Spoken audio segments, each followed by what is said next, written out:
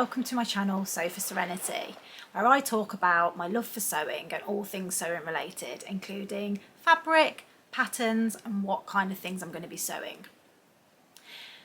Welcome back to any subscribers or watchers of my videos, regular watchers of my videos, and hello to anybody that's new. It's good to have you here. This video today is a bit different to my normal Friday Sews videos. I'm actually going to do a video review of the book by Tilly and the Buttons, Love at First Stitch. Now this is the book that I purchased when I first started my sewing journey, and I've talked about it, you know, here and there on my Friday Sews vlogs. So when I first started sewing back last summer, I was very keen to kind of get a beginner's book, and all the recommendations seem to talk about Tilly and the Buttons being simple for beginners to follow. So I thought this book would be perfect. So Love at First Stitch is described as all you need to know to start dressmaking, and it's written for novices. And it includes they say free sewing patterns, but obviously you have to buy the book. But there's 5 patterns in here. And then also there's 2 extra patterns which are self-drafted, and it talks you through how to do this. And throughout the whole of the book, there's jargon busting tutorials, takes you through absolute basics from threading your machine, terminology, right up to customization and changing and altering the patterns. Tilly's Tilly and the Buttons mantra really is the best way to learn is to just get stuck in, and I really believe that to be true. And when I first started sewing, I was very apprehensive to start doing things, and what I've realised is you just have to go for it and just try, and this book is really good at holding your hand through that. So bear with me while I keep looking down. It's because I've made some notes because I don't want to forget to tell you anything. So this is the book. It's each chapter in it. It's broken down into different chapters. It's got an introduction at the very beginning, which just tells you about Tilly's journey. You know, what her sewing journey is, how she began, how she started her company, etc, etc. So that's really interesting. So each chapter focuses on one of the patterns and classes it as a project. And within that, you progress through that pattern and you learn like new skills each time. So for example, you know, the first one will introduce you to the stitches, different stitches, until you learn how to insert a zip, etc. There's the Bridget scarf, which is the very first, which is chapter 1 basically. And within chapter 1, it talks to you about what a sewing machine is. It sounds silly, but you know, I didn't know any of this stuff when I first started. It tells you what tools you'll need at the beginning of each chapter, and then it has kind of a tutorial about what skill it's trying to teach you in that chapter.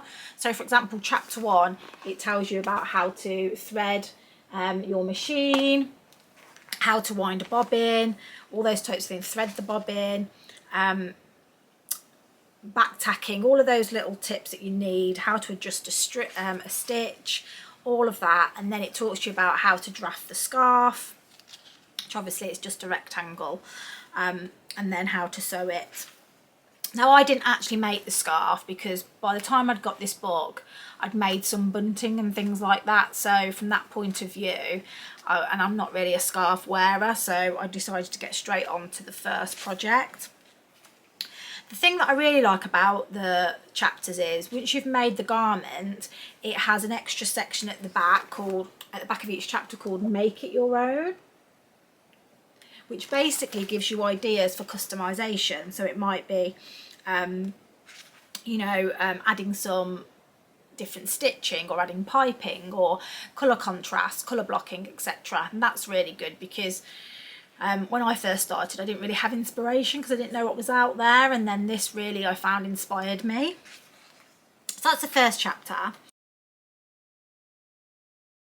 The second chapter, which is the first item of clothing, is the Margot pyjamas.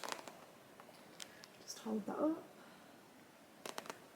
And they're basically a really loose fitting pyjama, It's classed as an easy to sew, easy to fit with no tricky fastenings, because the fastening is actually a drawstring that you make a channel around the waist and then you just thread through some ribbon or cord or whatever. So with this is the first item that I actually made.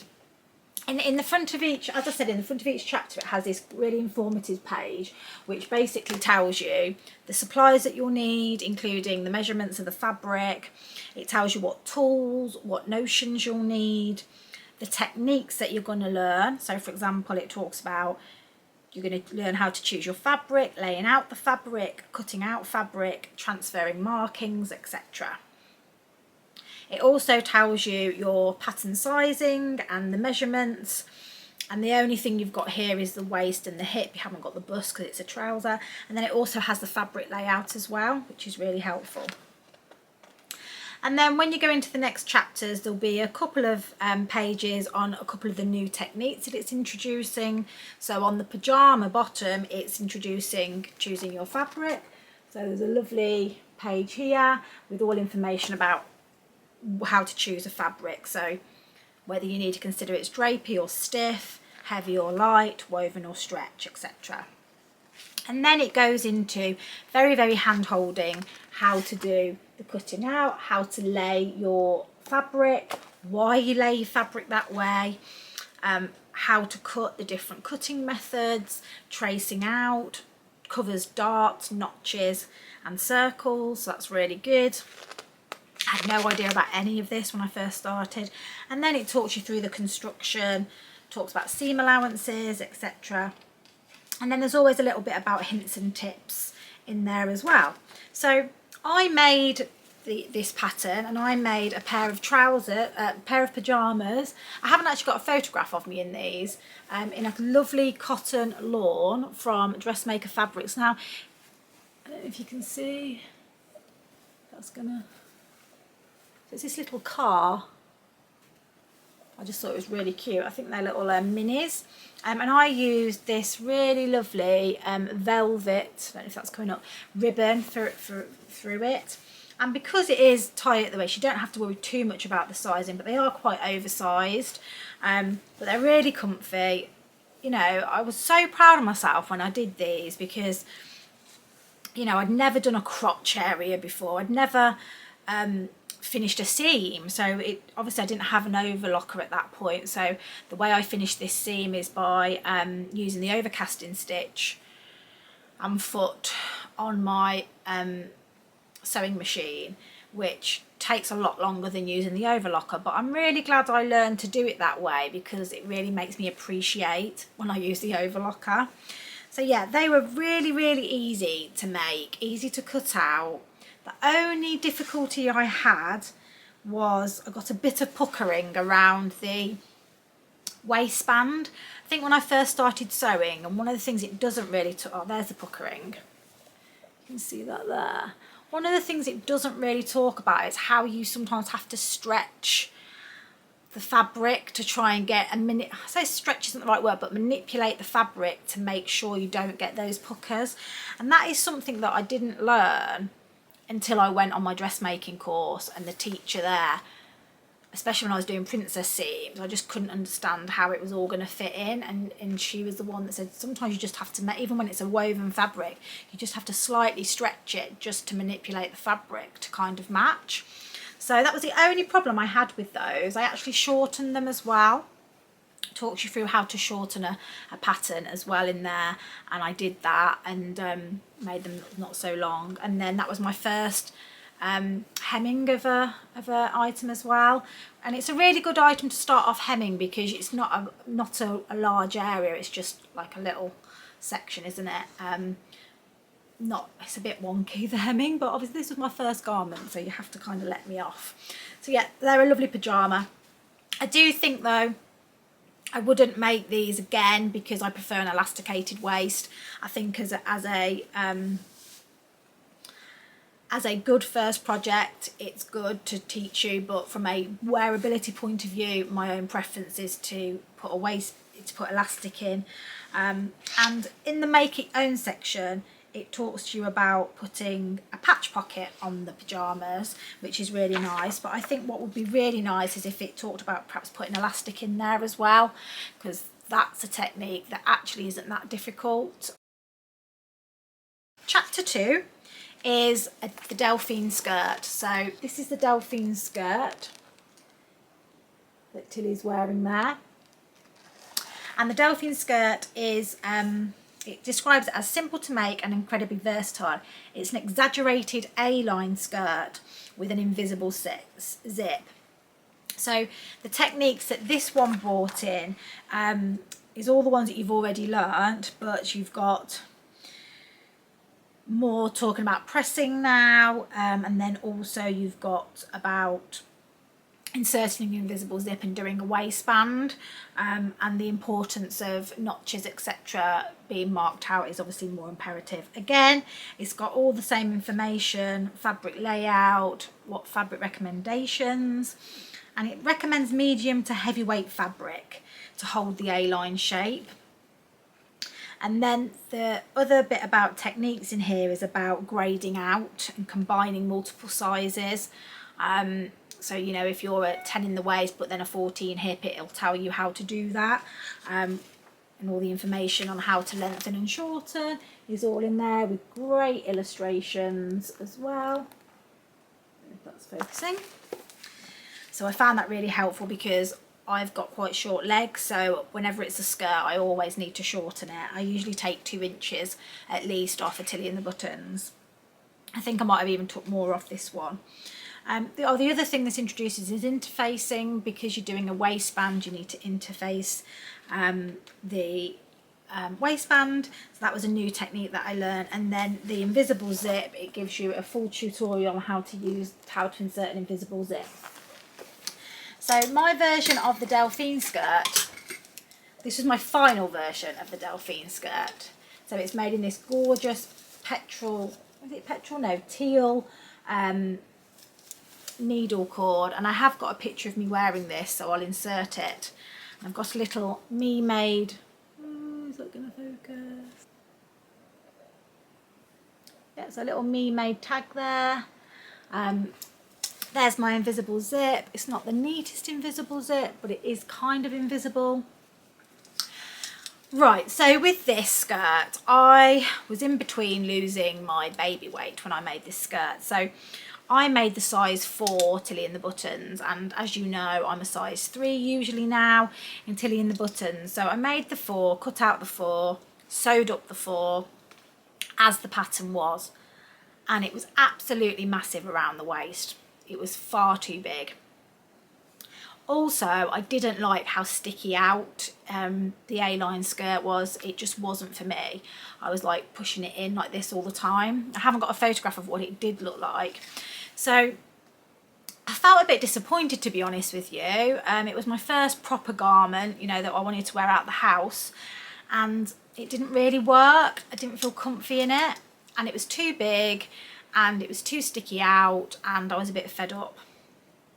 But I then had a course that I was going on, a dressmaking course at a local sewing studio, and I went on that course, and I've talked about that in another video, and I had my hand held through making a McCall's pattern, which is a total different kettle of fish than a Tilly and the Buttons.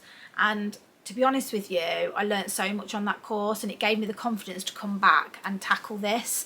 And what I basically did was I decided to cut out the size 3. So I unpicked it all and basically cut out the size 3, and I had enough fabric for all of it to do it. It just obviously was trimming down. You wouldn't be able to do that with every pattern, but because the pieces are quite straightforward, I was able to do it. So I recut everything out. I had a little bit of the fabric left so I could redo the waistband. And I'd watched a vlog where someone had made this, and just basically as they got to the pointy bits here, they kind of curved it round. So that's what I did. So the skirt is still A-line, but it's just not as exaggerated. And I obviously had to put the zip in again, and I did a much better job this time of the zip, and just generally much better. And I do love this skirt now. I made sure I cut the nap all correctly, obviously with needle cord and certain fabrics, there's a knack to it, and Tilly talks about that in the book as well when she talks about fabric and cutting out. So yeah, that was a really successful one, and one that I will wear and do wear, so I really like that, the Delphine skirt. She talks about making it your own, and the way that she says about making it your own is putting belt loops and making a little bow belt, which is really cute. I haven't done this, but that looks nice. And then she also says about some more ideas, inserting piping, making the waistband facing in a contrasting colour, adding side seam pockets, and she's done like buttons on it there as well. So like you could make several different skirts and then look completely different. Chapter 4 is my favourite. It's the Megan dress. So this is described as a perfect little staple dress that you want to make again and again. It's got a high waistline, bodice is elegantly shaped with both darts and dart tucks. So it's got bust darts here, and then it's got darts, waist darts here. It's got sleeves, so it's the first time of putting sleeves in, and also an invisible slip. So it's got all the skills that you've already picked up. It's giving you extra practice at putting an invisible zip in again, but now you're learning how to insert sleeves and also doing darts. So again, it's got all the same information, and because this is quite a fitted dress, because you've got darts, the technique that it teaches you in here is about fitting, and talks about fitting, which is obviously quite scary as a new dressmaker, and talks about making a twirl. Now I didn't make a twirl, I just went straight in, and I used a fabric which was this fabric, and it was a beautiful cotton poplin. Again, I think this was from the Dressmaker Fabrics. I have got a picture of me wearing this, and it's absolutely gorgeous. Now I haven't had much opportunity to wear this because this is something I would have worn to the office, but I haven't been in the office, so yeah, I haven't had opportunity to wear it, but I do love it. It's cotton poplin is one of my favourite fabrics to work with. It's just so beautiful, just got such a soft texture but still structured. I just love it, and I talk about that quite a lot, and that's why I decided to make this dress in it. So as you can see, it's got dart here, it's got bust darts here, so I'm not showing that very well, you can't see it because of the busy print, and then it's also got darts here as well in the back, so it's very, very fitted. And you know, it talks to you about lining up your seam. I'm actually quite proud of that line up, considering it was my second dress. I don't know if you can see it. And putting in the sleeves was absolutely simple. I thought it was going to be so difficult, and it was so easy with this book. The other thing it introduces is stay stitching, putting a facing in, and yeah, I just really enjoyed this make. It did take me a while to make because I took it slowly, but this was when I tried this dress on and got the fit right. It was when I had that moment that, oh my God, I can actually make wearable clothes that are lovely, and it was just a fabulous feeling. So yeah, that is a beautiful dress, and I probably would make, if I was back in the office, I'd probably make quite a few more of those, because as I say, it's just such a lovely pattern. She talks about, in this one, about ways to make it your own. She talks about play around with colour blocking. So an example here is colour blocking, which is really lovely. A fake button placket. So yeah, there's loads of tips there for you to make it your own.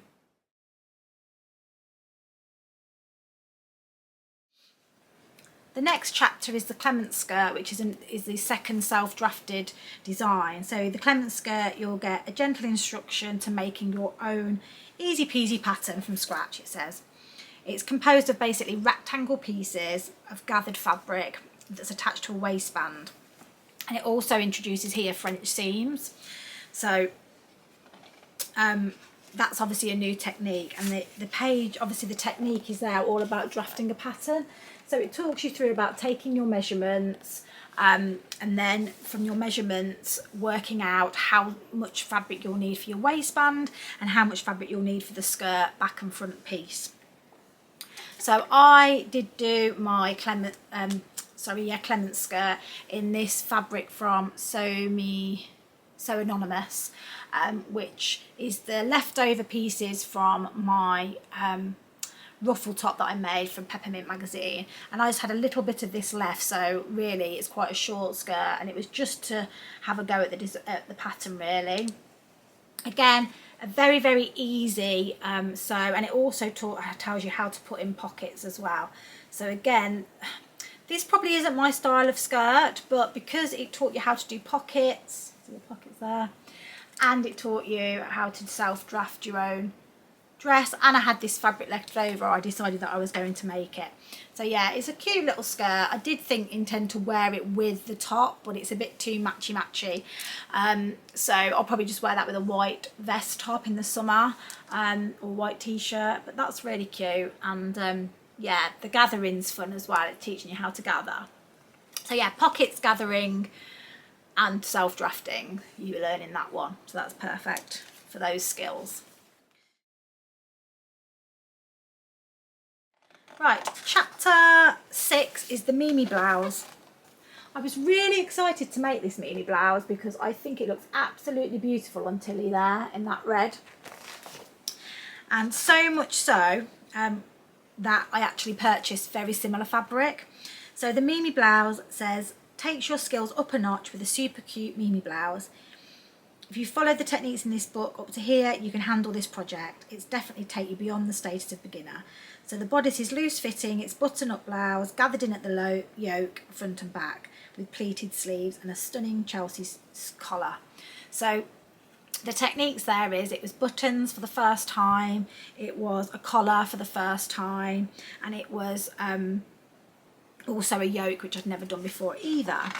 So I chose exactly the same fabric as Tilly did, but mine was in a cotton, and I chose navy.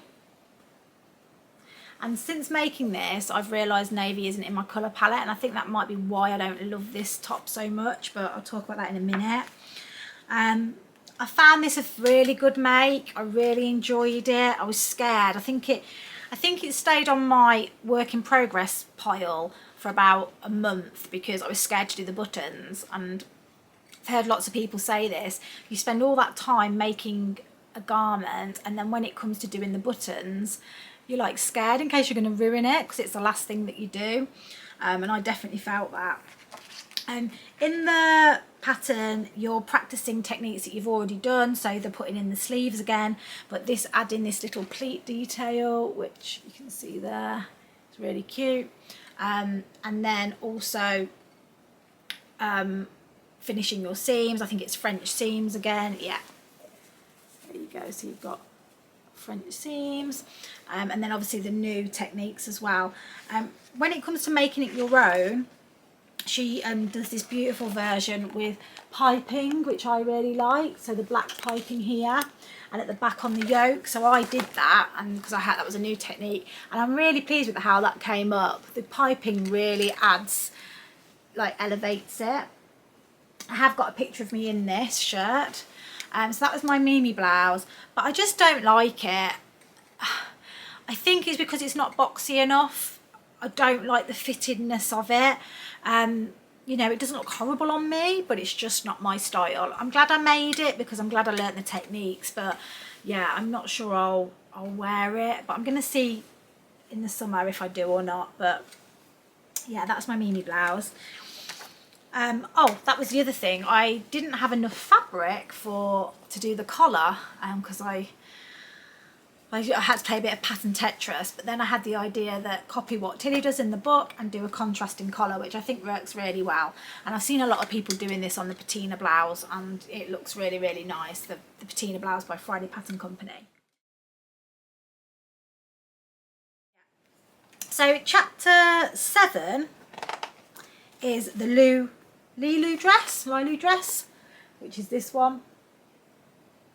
Now, I didn't actually make this one. This one says it's got a chic scoop neckline at both front and back, stunning pleated skirt, and a lined darted bodice that creates an elegant finish. Now, obviously the technique it's bringing in here is lining. I had done lining on my dressmaking course, so I felt that because I didn't really like this dress as my personal style, I decided that I wasn't going to make it. After my experience with the Mimi blouse, I didn't want to make something, and although I enjoy the process of it, I knew I wouldn't wear this, whereas I thought I would wear the Mimi blouse. So with this one I haven't made it, but obviously I had learnt the technique of putting lining in, and if you hadn't had that technique taught to you before, then it's really good to show you in here. And it also tells you how to do the burrito method of turning your lining out, so that's a really good technique to learn. Also teaches you pleats as well in here, which I had done before, so that was fine. And then obviously making it your own, it talks about making it more, instead of using pleats, using gathers, and actually that's more of a nicer style that I would actually go for probably more. And then at the end of the book it just basically says further reading, what to do next, talks about different pattern companies, and as I say, future reading. All your patterns are in the back in these kind of A0 sheets, and there's multiple patterns, so you've got it in red and black because they're drawn out over each other, which can be a bit confusing, and by the end of it I hated tracing out the patterns. But I have been told that when you purchase the book you can go onto the Tilly and the Buttons website and print out the PDFs, because you've got your proof of purchase with the book. So that's, if I'd known that, it would have made things a lot easier. Although tracing out the pattern I think does give you a good understanding of the construction, and it also gives you a good understanding of where the darts are and everything. That's if you remember to put them all on, so that's a tip. Overall, I think this book is absolutely fabulous for learning. Although it's not my style 100%, I really do recommend it, and anybody that's looking to begin to sew, definitely get this and just work your way through it. Tilly holds your hand through the whole thing, and you know, you can go on the website. It's really inclusive with the sizes. It does a UK size 6 to 34, and there's two different versions of the book depending on what size you are. So I think it goes 6 to 24 and then a size 16 to 34. So the book is actually on the Tilly and the Buttons website, it's £25, but Amazon have it for £17.55. So for 6 patterns, I mean, that's a really good bargain. Yeah, I just can't recommend this enough, really. And she does 2 other books as well. She's got the Make It Simple book, which is a mixture of stretch and woven, and she also has the stretch book, which is, I would class as the second book. This is all around woven fabrics, which are classed as easier to sew with, and I suppose what you learn with. And then her second book is the stretch book, which is the one that I've been making a few items out of. And then the next progression then is to move on to the Make It Simple book as well. But I think once I'd done a few of these, I started branching out into other indie patterns and McCall's patterns, etc. So yeah, I definitely recommend this book. And if you've got any questions about it, please put comments in below and I'll answer any questions at all that you have. And that's it, really. I hope you've enjoyed my overview of the Tilly and the Buttons Love at First Stitch book. If you've liked this video, please click the like button. If you don't subscribe already, please consider subscribing. And if you do subscribe already, thank you so much for supporting my channel. And that's all for me for now. So I just wish you luck and happy sewing.